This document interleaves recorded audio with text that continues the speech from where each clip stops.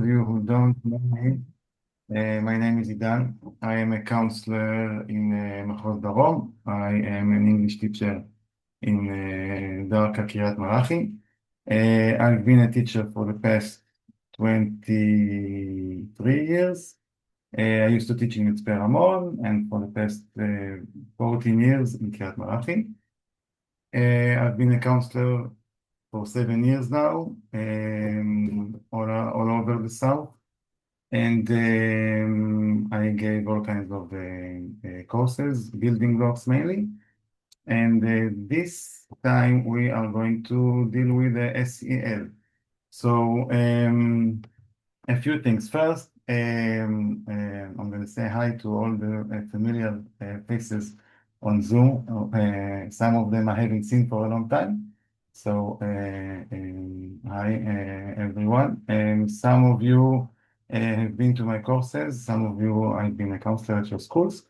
And when we this course, I'm going to show will require less speaking on my behalf and more speaking on your behalf, because as you know, the title social emotional learning, it's a course for sharing, for us to share on our own, and then that way learn how to get our students to share and get maybe to places, get them into places that will help them become better students and people at the end of the day. We have an opening session today. We have Yael from Elnet, who's here to at least help you deal with any technical issues. So Yael, אם יש להם בעיה, הם כותבים לך בצ'אט? כן, in English also if you want to. Yes, okay, great. So, as an opening session, I'm gonna go briefly on what is expected of you. We're gonna see the syllabus. We'll see we have a model to with everything ready-made for you to see all along the course, and then we'll dive into it, and you are also going to take some active participation today. So let's start with going over the syllabus. Just let me share screen. Go. Okay. So basically, here you have the Moodle site for the השתלמות. You get into it through, בית ספר וירטואלי, and those of you who know how to use it, and those of you who don't you saw on your email today that you have a form or a phone number to get support from Elnet. So if you have any issues with the Moodle, that's the place you go.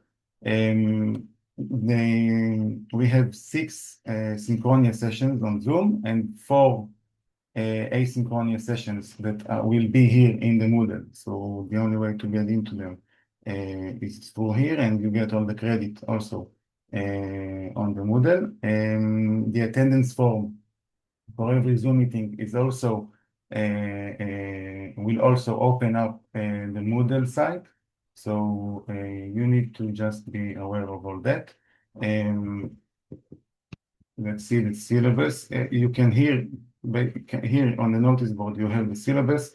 You have the מצפן number if you want to see. You also got it on your WhatsApp group.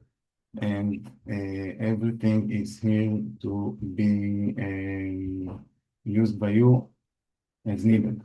So let's just go over the syllabus. So we have today welcome and stories, personal stories about professional growth, and not too long, but still time for you to share. Next time we're going to talk about social emotional competences and resilience. Also a meeting where we will have to share a bit in groups and then here with everyone else.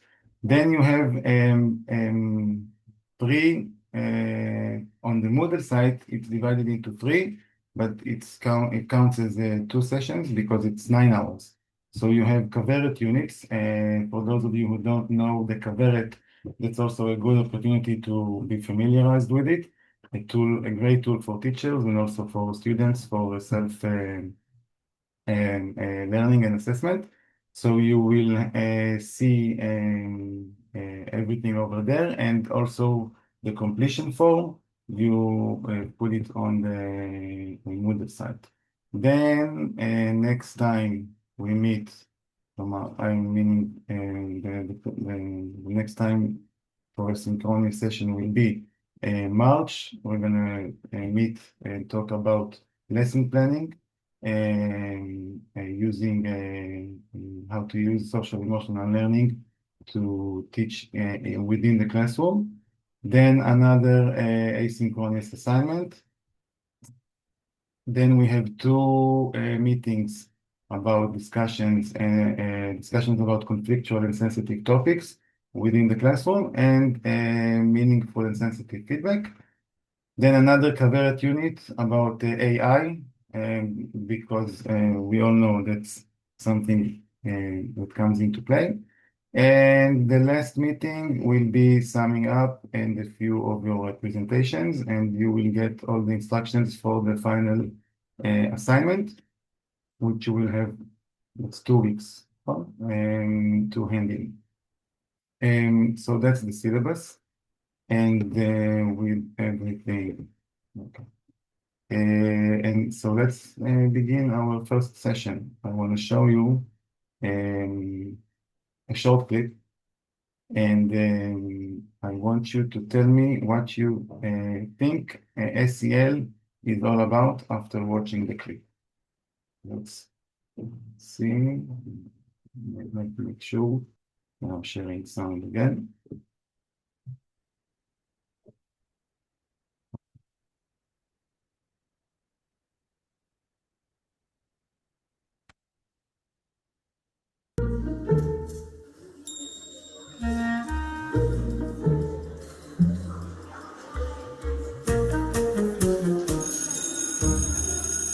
There's a lot of talk these days about SEL, social emotional learning.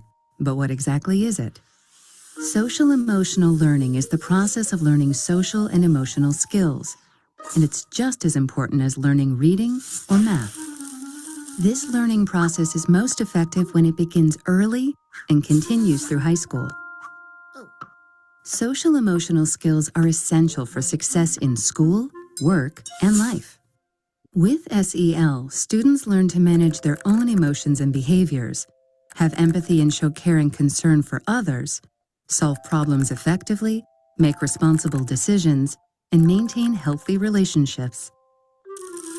Students learn to recognize what's happening inside them and to be aware of their emotions, which helps them deal with strong emotions and impulsive behaviors. It helps them stop, take a breath, and think about a situation before acting. Students learn to identify others' emotions and perspectives, which helps them empathize and show compassion, no matter who they are or what their background is. It's not difficult to imagine how this is important in the classroom and in life. Students learn to solve problems in peaceful ways and communicate assertively about what they need or want. This helps them get along with other students and get the help they need from adults. When students learn to make responsible decisions about their lives and their future, things can turn out better. Research shows social emotional learning makes a difference. Students who participate in SEL do better academically, have improved attitudes and behaviors, and act in delinquent or disruptive ways less often. In the United States, students with strong social emotional competence are twice as likely to earn a college degree and nearly 50% more likely to graduate from high school and have a full-time job by age 25. Just as important, students who are socially and emotionally competent have more friends. This means they're more likely to feel connected to school and do well, and less likely to be left out or bullied. Simply put, By participating in social emotional learning, students learn the skills to succeed in every facet of school and the rest of their lives.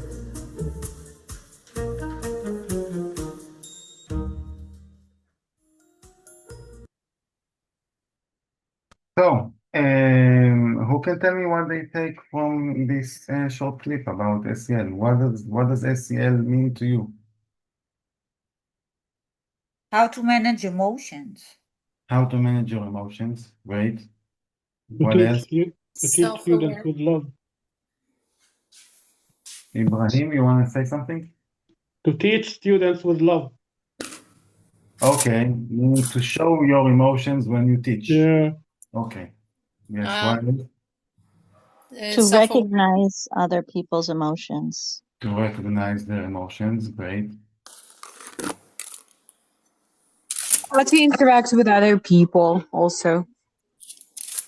Okay, so all of these are great answers. How do you think we can do those in class? And maybe some of you are already doing it in class.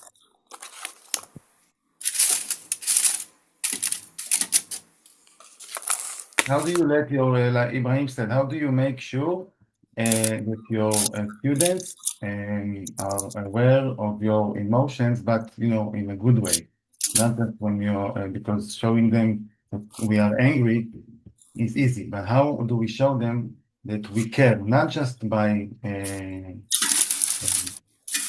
how do we show them that we care? This is the point, that while you are teaching them, you care about everything they say, everything they do, every move they do.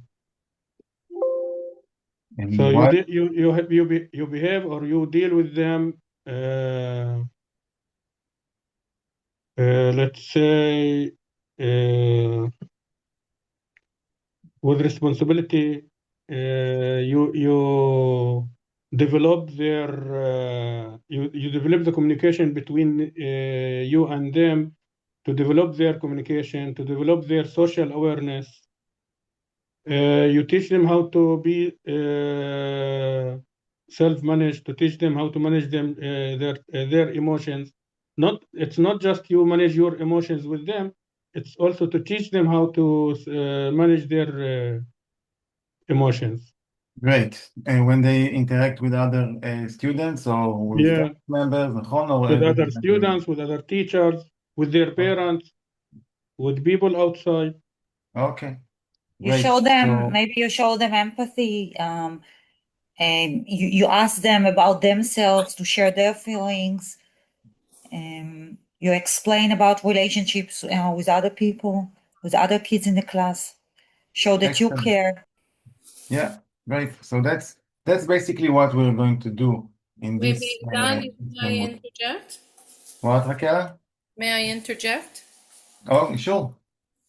Along the same lines, first of all, and I need to not just say these things, I need to demonstrate. So when someone is saying something, I need to listen. If I have a class where the students are not listening to each other, I already have to nip it in the bud. I have to make the students understand that in order to build a community, in order to learn, we learn from each other, and we must practice the art of listening. It's not just what everyone has to say. Yeah, right. So basically, we're going to deal with all of these, everything you just raised up here, how to learn how to manage our emotions in the classroom, learn how to give the students, give the pupils, show them how to react, how to interact, and create a safe environment for them to also express and be not afraid to share. So that's the point of the השתלמות. We are going to jump right in to some theoretical stuff, and then I will have you do some sharing on your own. So let's see. I just have a question. Yes.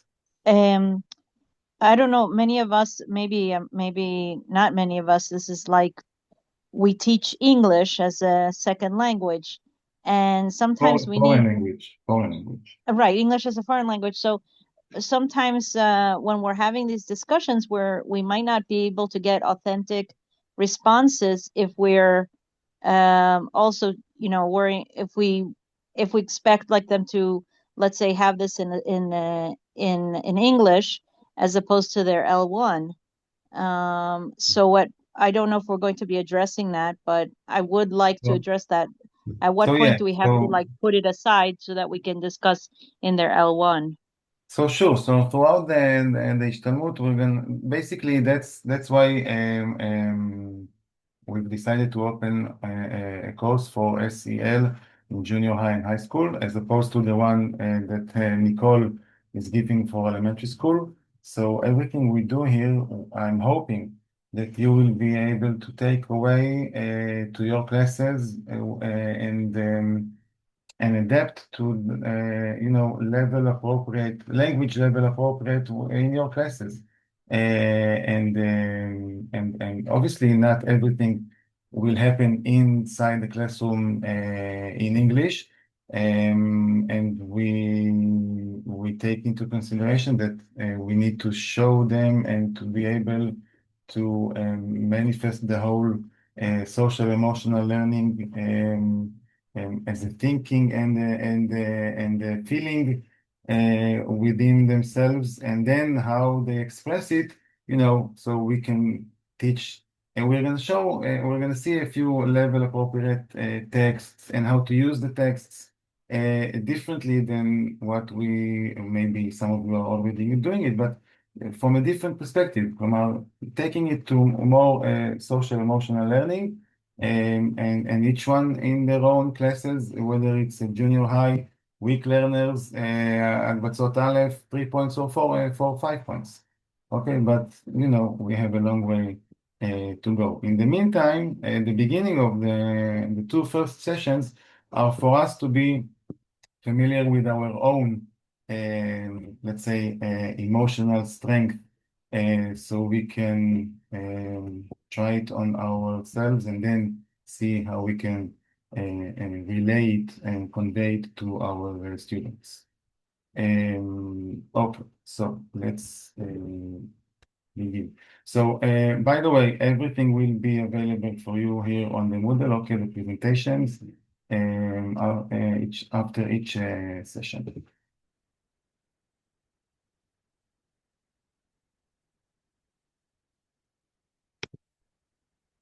Okay. So I would like, first of all, to acknowledge Dr. Nicole Broder, who is the National Counselor for Elementary in the Ministry of Education, and for helping and being the source for the course. So obviously I adapted everything to be more, when we speak to teenagers, it's different when we speak to younger kids. So I haven't said that before, but every time we go on, let's say, Melia, you need to have your cameras open for the sake of the השתלמות. And we spoke about. I'm sorry, I'm just driving. You just said that we need to have our cameras open. I'm getting home and I'm going to open it. I'm not absent. I'm here. I'm attending. Okay. I'm listening. Okay, just to make sure that I'm here. Okay. Sorry. Idan, I'm so sorry. I'm sick. I look really bad, and I will open my camera next session. I'm just not in a situation to open it today. If you want to see me, I'll open it once, and that's it. I'm here. Okay. I'm for sure here. Maybe later on Me too. we'll do like a short face-to-face meeting at the network. Here I am. Here I am. Doesn't look good. Okay, it's okay. Feel better. So what have we just done? So basically, as I said before, the goal here is to create a pleasant, safe environment by allowing whomever wanted to introduce themselves. We haven't done that now. I'm hoping we'll have the time at the end of the session today, and if not, we'll do it at the beginning of next session. I will send you a link to a short questionnaire to introduce a few points about yourself. So I will get to know you better, and then we'll do some sharing using that questionnaire. So I'm hoping this meeting, if not next time. So that's the questionnaire. And now I want you to think of an example of an event in your life that helped you grow, either as a student, a teacher, or any other stages in your life. I want you to try and remember at what point did you realize that you were growing? At what point did you realize that someone else was helping you to grow? When have you experienced either personal or professional growth? I'm going to give you time. Okay, I'm going to open up a Padlet, and I will put the link in the chat. And think of a time when you felt that you were seen. Okay, someone really put their trust in you and enabled you to grow. Describe how you felt and how that experience impacted you. Okay, so I'm going to show you the Padlet.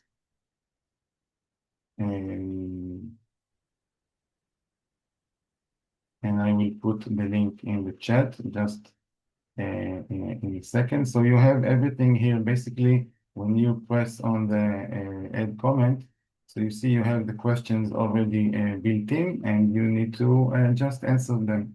At what point did you realize that you were growing? At what point did you realize that someone else was helping you to grow? Describe the feeling. Where are you now, thanks to the people who supported you, and how you can pass this experience forward. So I am going to put the I'm link. sorry, is it supposed to be professionally sorry, related, or like just in life? Just in life. It can be professional, it can be personal, it can be however you want to take it. Okay, let me stop sharing, and I'm going to put it in the chat.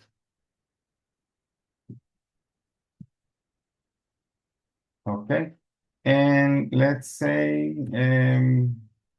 take 10 minutes.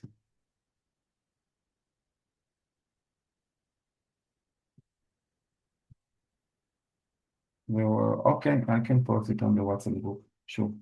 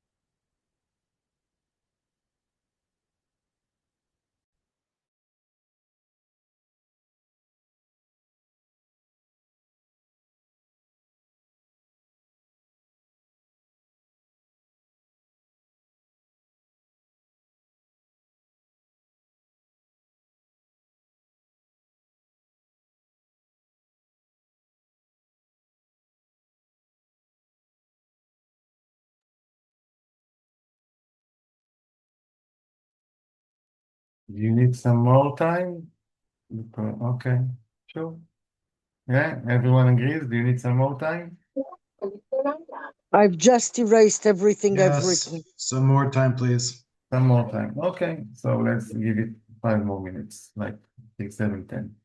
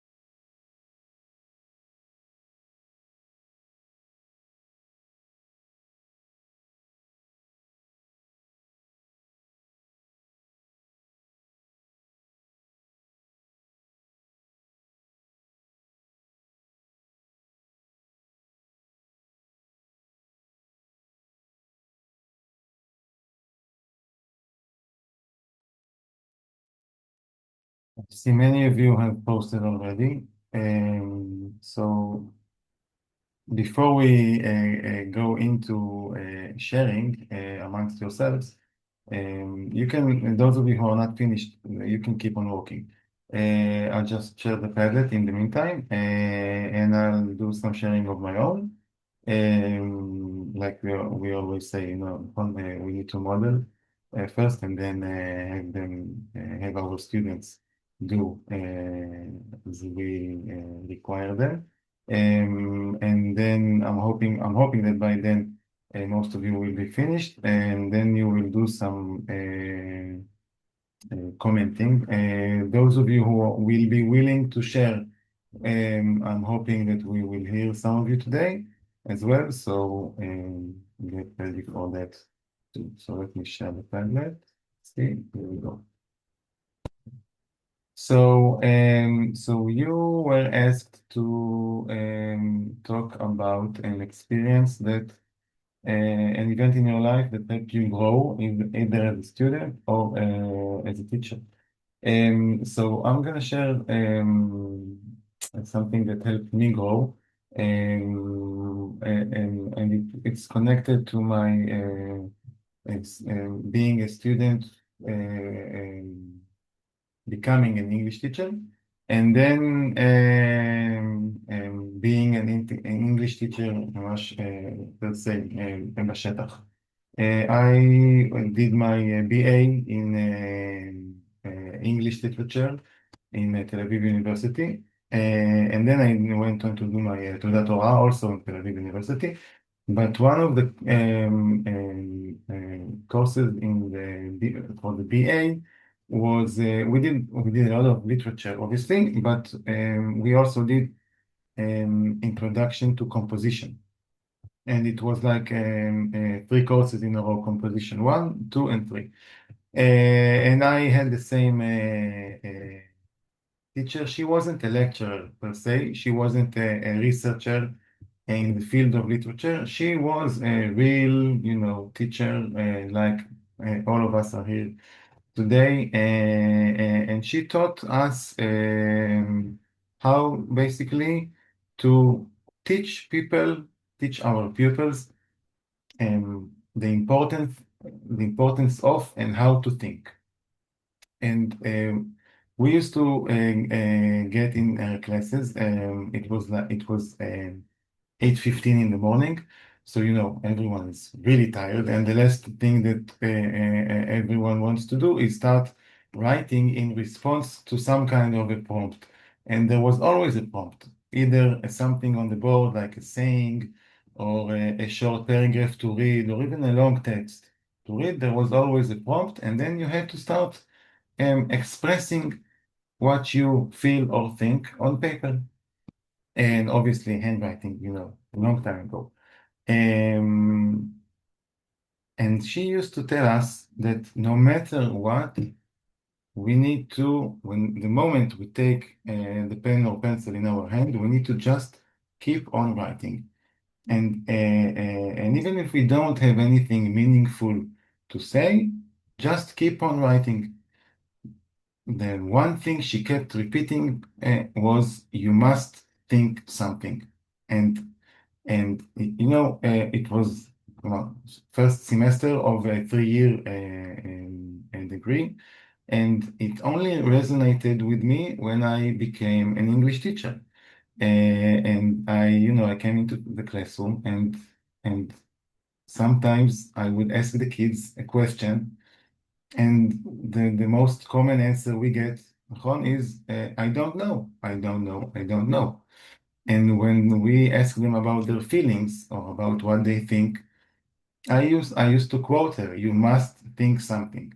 So I think when I look back at that experience, she's, you know, she passed away a long time ago.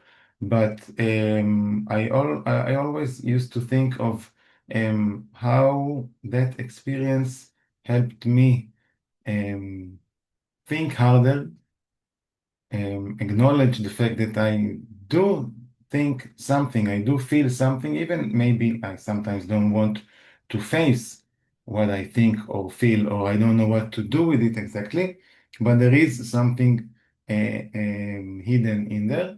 And that's what, and the moment that it fell on me that I can pass it on. I used to go back to what she used to do, and she was used to do one-on-one sessions to try and extract everything from us as students. So that's my, let's say, personal growth event that I can really influence me and how I, not just as a teacher, but also as a human being. Who would like to share?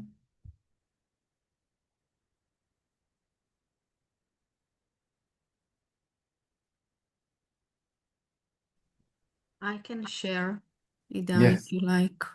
sure. Just a Tell us, second. tell us who you are first. Sorry. Tell us who you are, first of all. So I'm Karen. Nice to meet you all. I'm an English teacher in junior high in Ashkelon, and I'm also a counselor in elementary school. And that's it. So I can share my own experience from my own experience when I was a young teacher, and I had lots of concerns, like every teacher, I think, in the beginning of our way. And I had all kinds of concerns, like how will the kids see me? How will they be interesting in my lesson? Will my lessons will be interesting enough for them, relevant? Will I be able to really help them learn better and get good grades and really learn English? And luckily, I had a very supportive environment, including the principal who hired me in my first year. And I remember that during the first months of work, she kept asking me daily, how was my day? And it felt really good that someone is really interesting about how you experienced those first days, because obviously it was tough, standing in front of classes, many classes, and it felt good that someone is really interesting and caring for you, and she was really kind, and she always had good advice. And it helped me grow. And I think that as I wrote, I started feeling that it helps me grow when she started asking me to take more responsibilities at school. So it felt like someone really counts on you, trusts you that you will do a good job. And that's it, pretty much. Right. So how can you pass it on? Well, first of all, as a teacher, I make sure all of my students will feel and know that I believe in them and their power to succeed. And I tend to, whenever I enter a new class, I really, after so many years, we can spot those kids who need it the most. And I make sure I start this like my private, like trying to connect them, like in personal talking, in personal conversation, and that's it. And also to the teachers that I work with, I make sure that this part of making this personal connection with the kids should be also part of their learning goals, Great. teaching goals. Yeah, great. Excellent advice. Thank you, Karen. Anyone else wants to share? I can Yes, share. me. Okay, so wait a minute. Let me see. Who is I?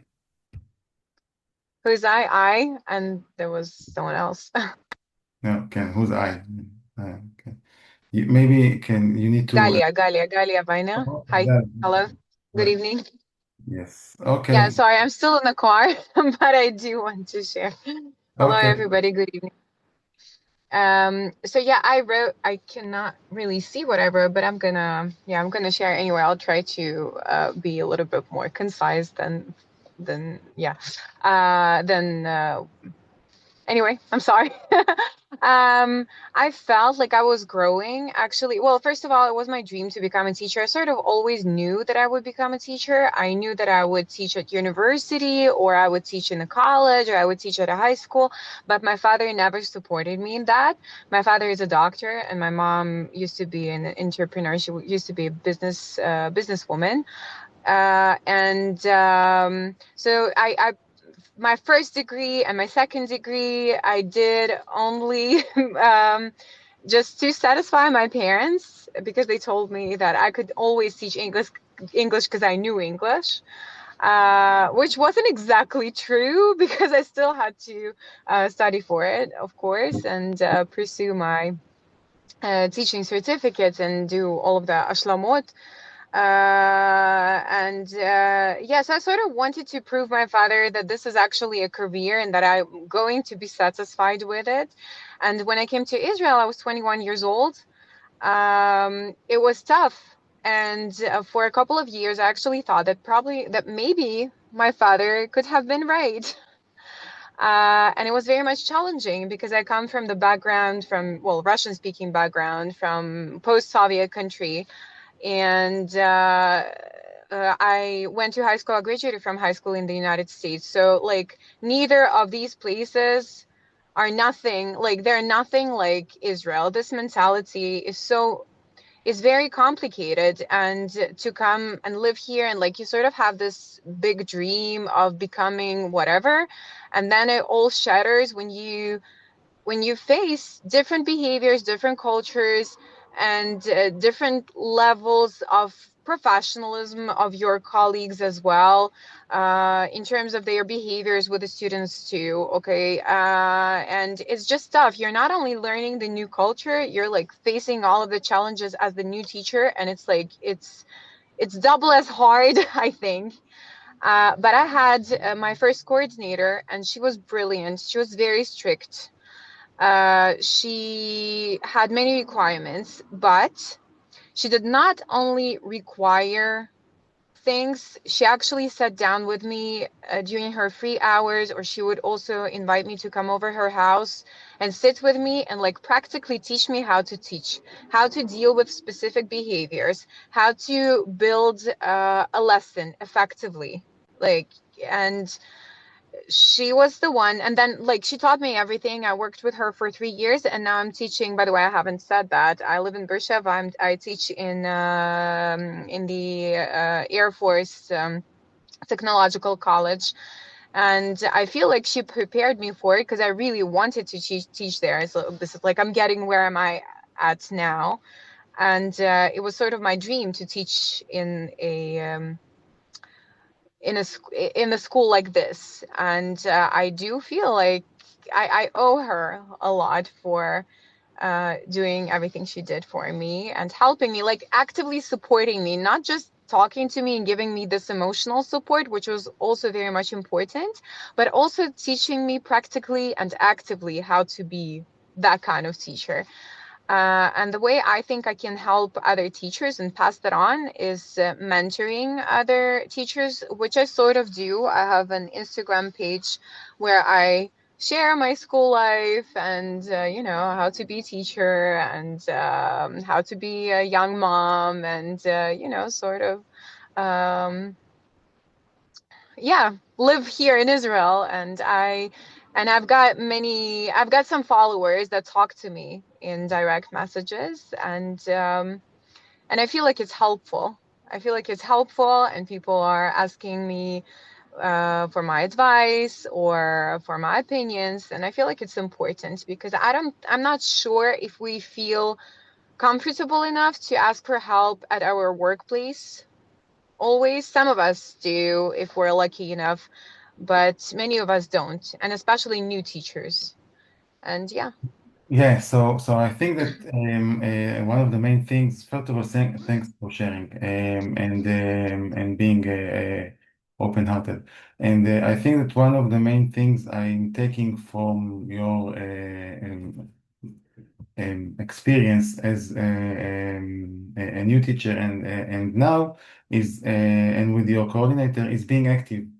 Being active as your coordinator was really active, not just like you said, not just by seeing you or helping you, but teaching you and how to teach and getting you over to her actively. And now that and the last thing you said, the teachers who find themselves in need of help also must find the strength to be active to ask for help. And that's one of the things that we sometimes I don't want to say neglect because it's like ממש מילה גדולה, but when we go into classes and we have so many things to do and to keep track of time and keep track of לוח מבחנים and then בגרויות and whatever, we sometimes we forget ourselves in the whole process and our own social emotional learning as teachers in the field of teaching English and teachers, as a whole, because we don't do just English. When we walk into the classroom, we do many things. So we don't find the time to stop and maybe find someone to share our emotions with or to guide us through what we experience as new teachers mainly, and sometimes also as veteran teachers. Sometimes when we go to schools and it's a small school and there are only 3 people in the staff, so it's hard for us to find maybe one, there's not enough common ground to find those people to react and interact with. So we're not active as teachers on to take care of ourselves, on our well-being.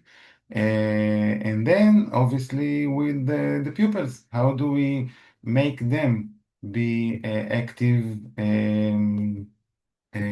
seekers for help, for advice? How do we become active teachers, not just for the teaching the language per se, but to show them and give them the tools to be active learners, again, not just for the language, but also for everything else. And that's where the social emotional learning comes into play. So now I want you to, I'm going to give you 5 minutes. I want you to choose 2 people on the Padlet, and I want you to comment, whatever comes to mind. Okay? So 5 more minutes, everything that comes to mind, choose 2 people and comment and you know how to do. נכון? Is there anyone here who doesn't know how to deal with Padlet? Because I saw that all of you posted, so I'm guessing you know how to comment. נכון? Or do I need to show?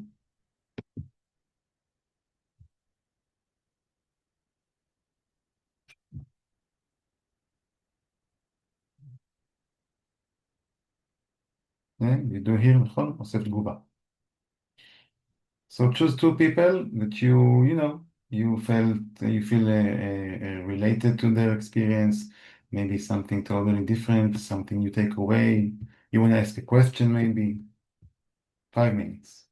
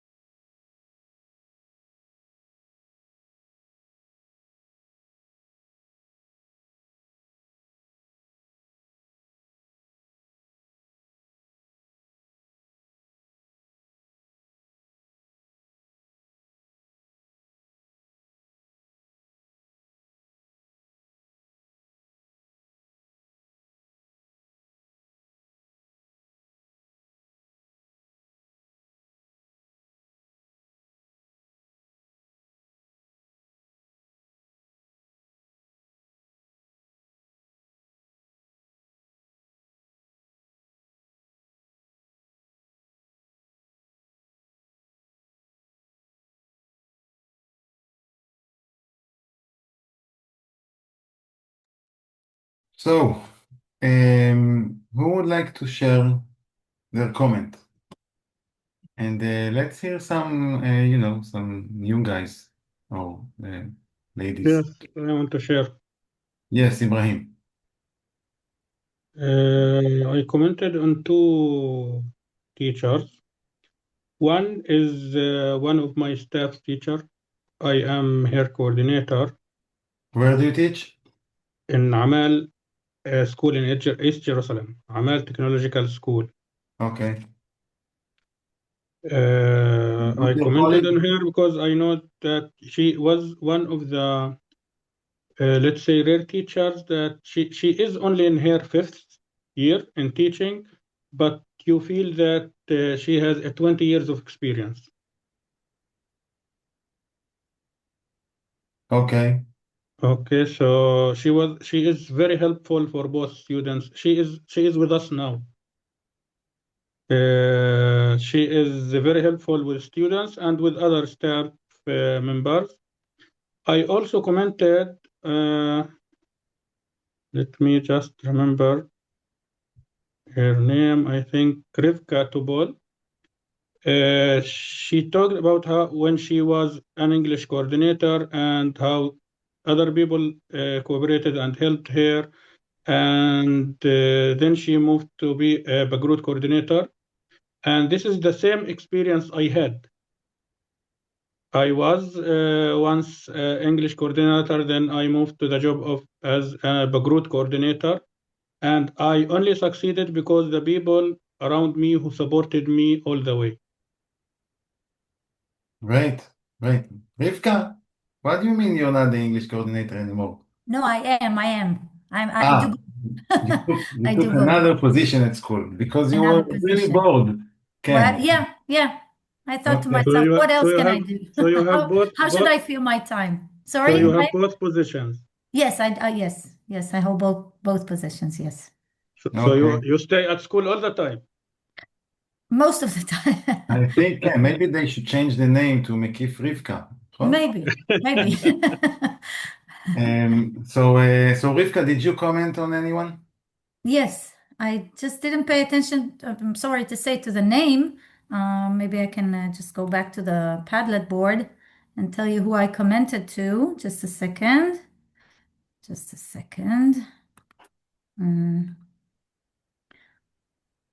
I commented to, let me find it. One of the teachers here, she wrote quite similar things to what I said. And I felt that I was very connected to what she said, exactly the same idea, the same things of being helped with a great staff that surrounds her, working together, cooperating together. And I think this really actually makes our work much better. And another teacher here who said how excited and thrilled she was when she prepared the students for the first Bagrut exam. And I agree that whenever our students appreciate us and thank us, it fuels us, I think, gives us a lot of motivation, and we wish to do for them more. So these are the two teachers I commented to. I'm sorry, I just didn't pay attention to the names. I just read what they wrote. Okay, great, thanks. Okay. Anyone else wants to share their comment?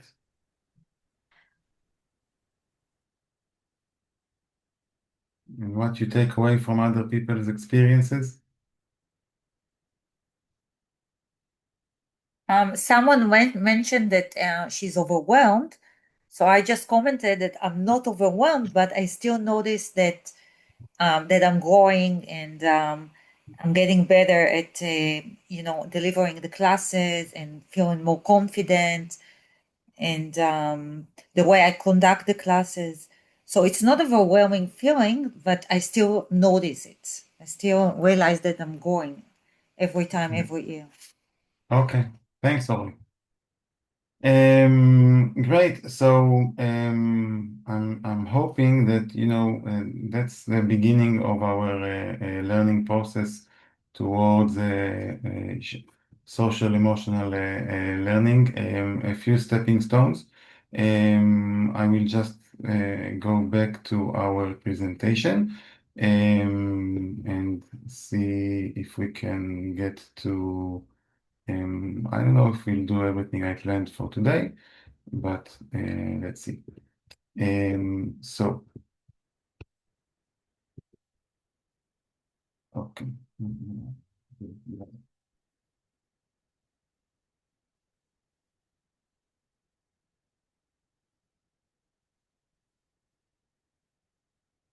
Okay, so we all know what full groups are, and let's see what emotional full groups mean.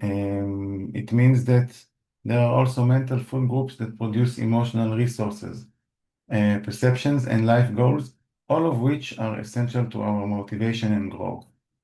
They are also essential to the motivation and growth of your students. And when we talk about components of personal growth, we talk about connection, belonging, and confidence. We talk about self-efficacy. We talk about choice and the formation and realization of an authentic inner compass. So let's break those down. So connection means mutual commitment and emotional and practical support, the ability to share difficulty and hesitation, and as we said before, being active in sharing. That's the whole idea of connecting to other people, and when we feel secure enough, and when we feel we have a sense of belonging to a certain group, we can be active in sharing. Whether it's within our the English staff, the teacher's room, our family, etc., etc., and same way with the students.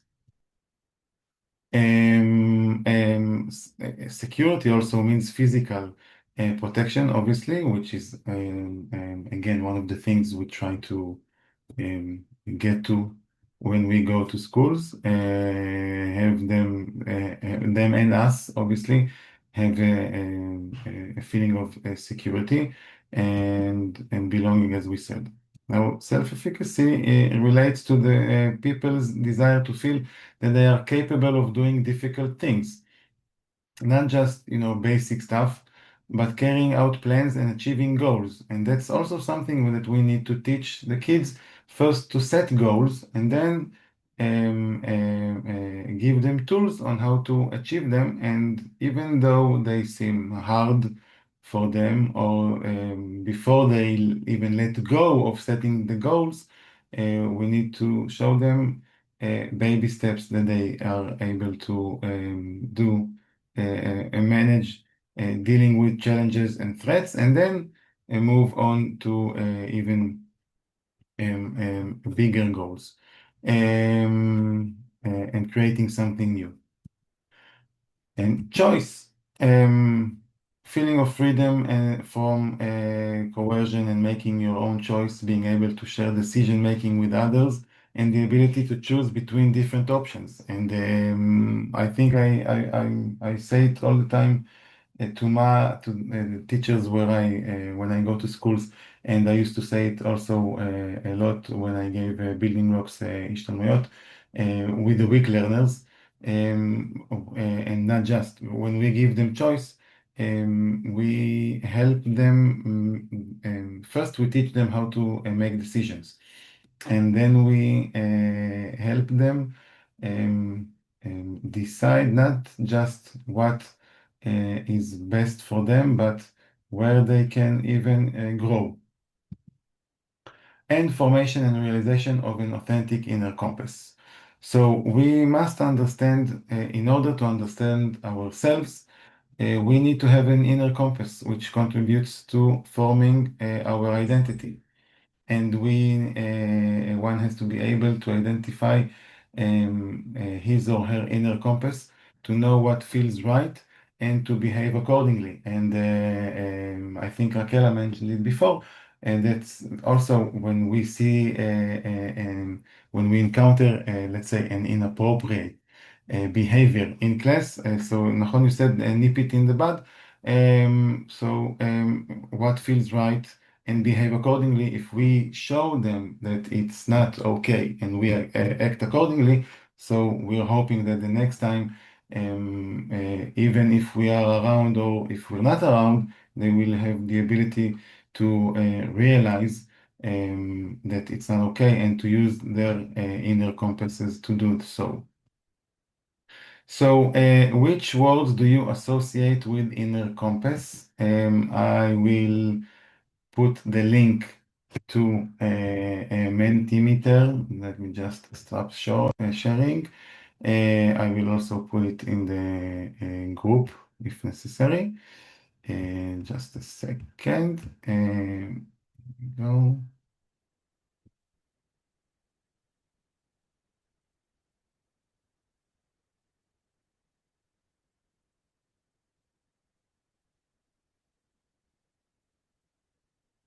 Okay.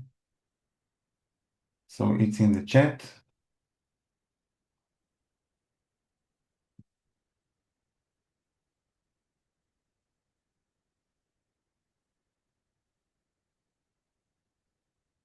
So feel free to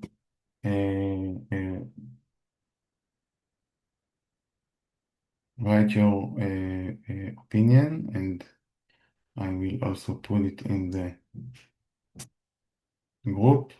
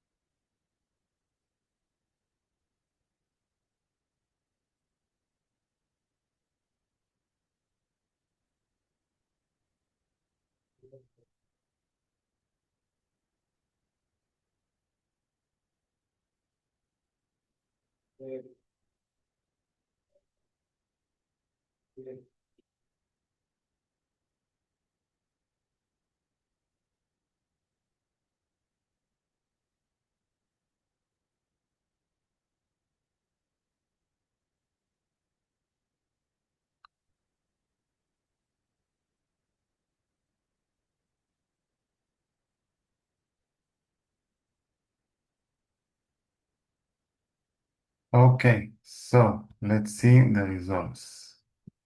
Share screen so we can see it. Here we go.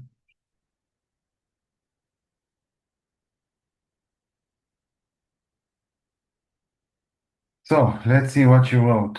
You wrote self-awareness and morals, integrity, conscious, yes, values, purpose, intuition. Okay. Who wrote integrity? I did. Okay. Can you explain? Yes. When we are talking about a compass, we are talking. So the compass doesn't tell you where to go; it tells you where you are, and where let's see where you are in relation to a fixed point. Okay. And this is how integrity works. It's the steady between one's core values, between their outward and the outward actions. So it's between the actions and the values. Integrity tells you where you are, where you stand. It's exactly as a compass that tells you where you are. It's not where you want to go. Okay, great, thanks. And I connected it to another, so I wrote two words, and we can connect it to the purpose also. Purpose? Yes, because the purpose, it's let's say it's the star that keeps you as an educator or as an English teacher. When the curriculum feels overwhelming, okay, it's the purpose that takes you where you want. Okay, great. Yeah, okay. I haven't thought of that direction for purpose, but great. Who wrote intuition?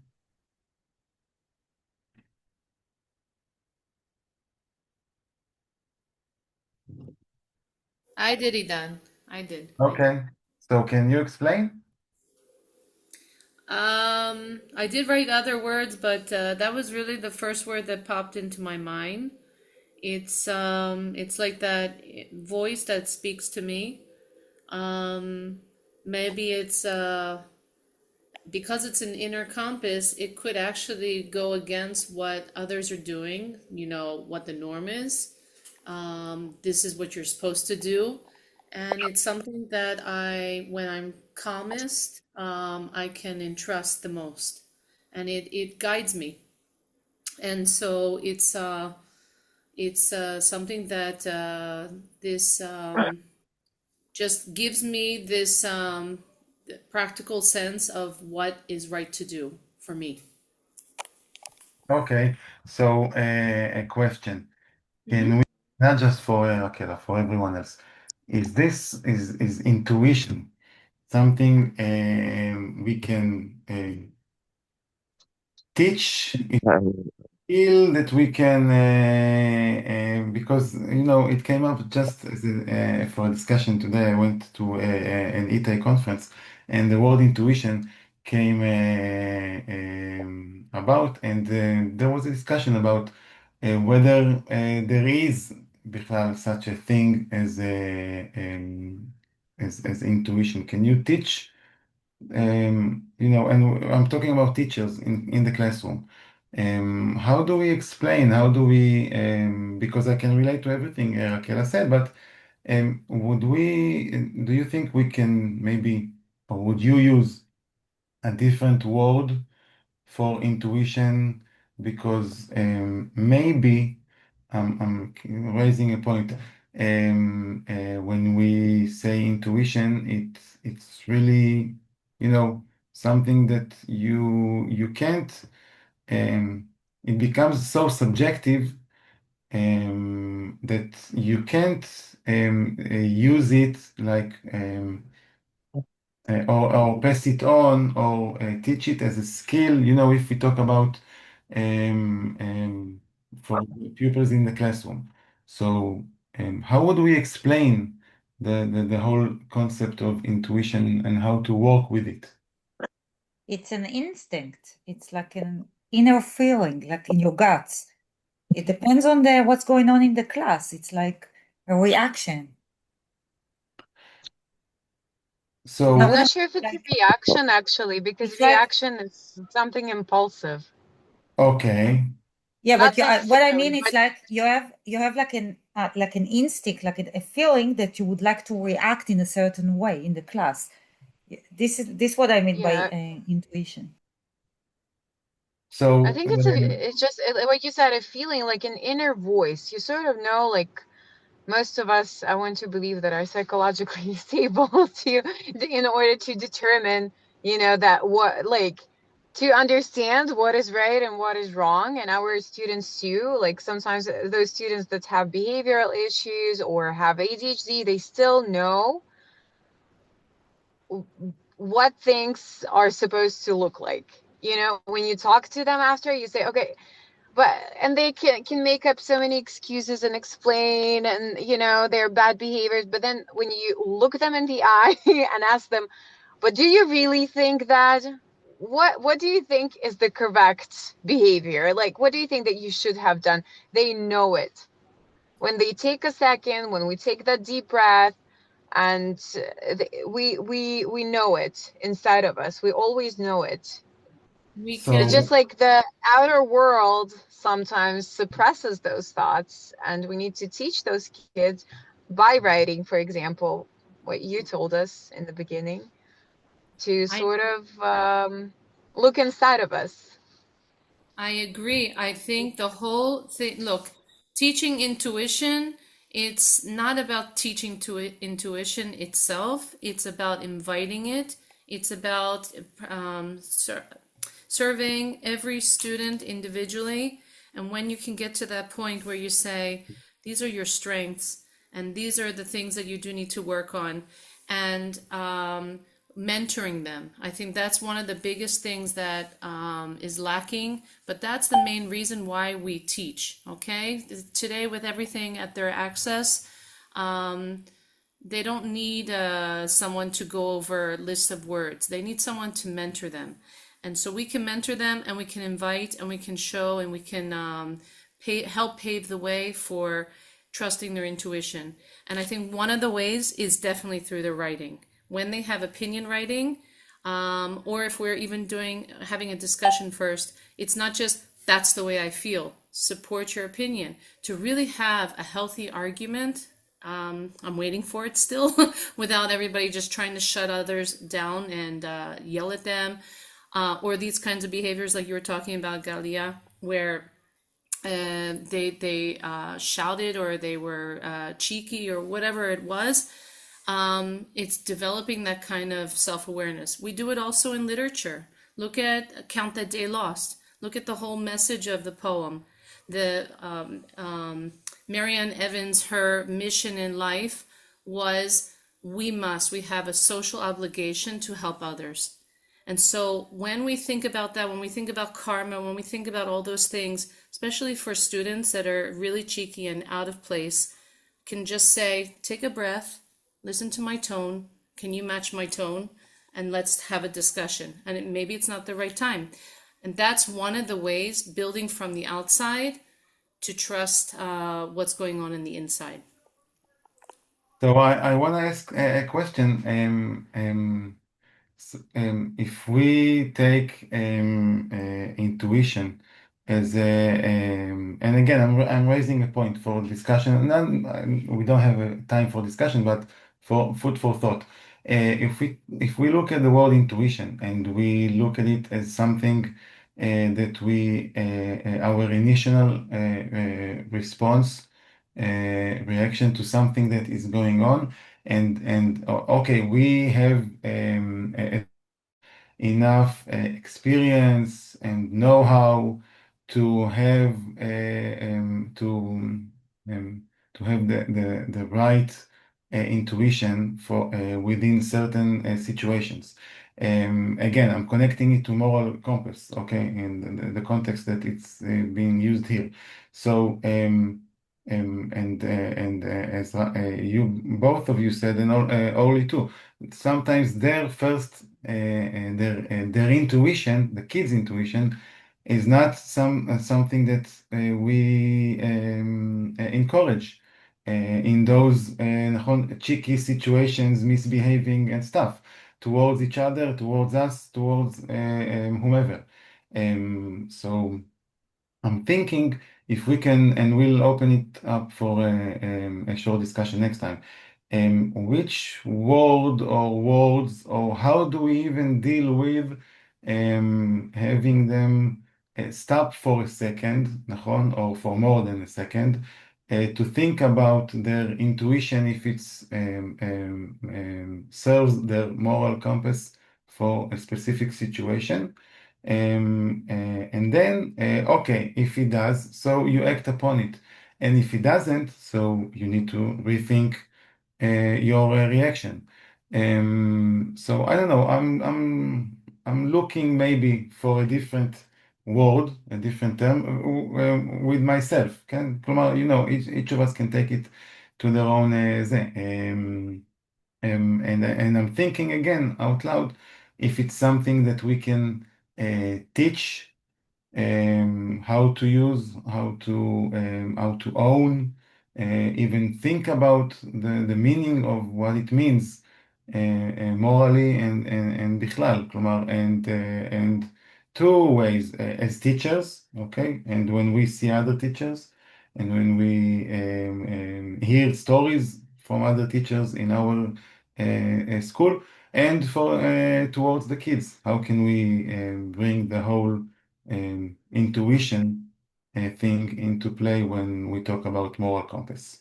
I want to close today's discussion with something really short. I'm gonna send you a link to a nice. I'm gonna put it on the WhatsApp group. You know what? I'm gonna put it on the WhatsApp group, and I want you to just take a look at it on your own free time, and we'll also open it up for discussion next time on. Let's say, collaborative work and how it relates to social emotional learning. I will post the attendance form here on the chat, okay?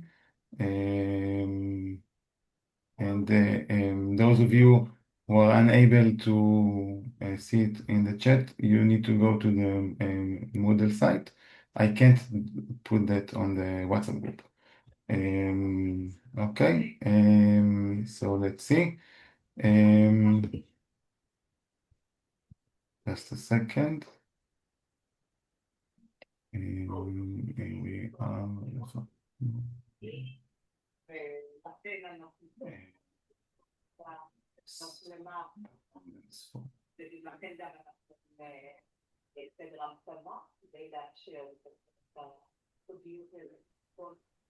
I'm sorry, but could you put the Moodle link also in the WhatsApp group so it won't get lost? Yes, sure. Thank you. Yes, I'm gonna put it in the group description. I also put the syllabus in the group description, so you can see it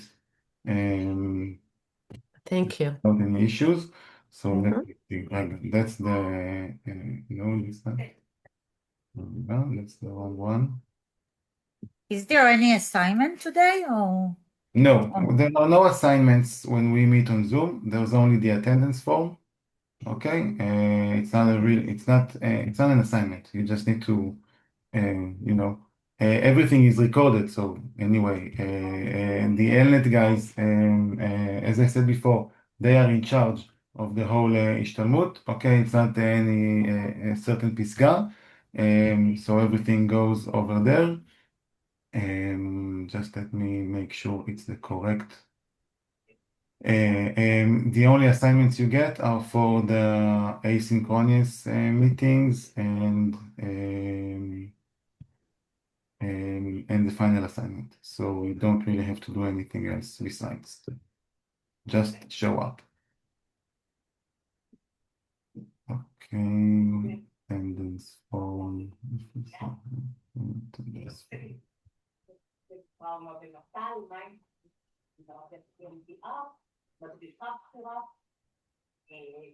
ובן אדם מעניין באופן כללי, רעיונות מעניינים. אז מילה אליי, יש פה קבוצה שאלות טוב כדי לקרוא. Okay, so that's the attendance form. Make sure that it opens up for you. And I will post the link for the Moodle site on the WhatsApp group. If you have any questions, feel free to text me. As I said before, if you are having any trouble with the Moodle site or whatever, so you have everything, you have on the WhatsApp group, we have Ophir, he's our moderator from Elnet, so you can also ask him stuff, or you have the number for the tech support, and also a link for a form. נכון, יעל, יעל,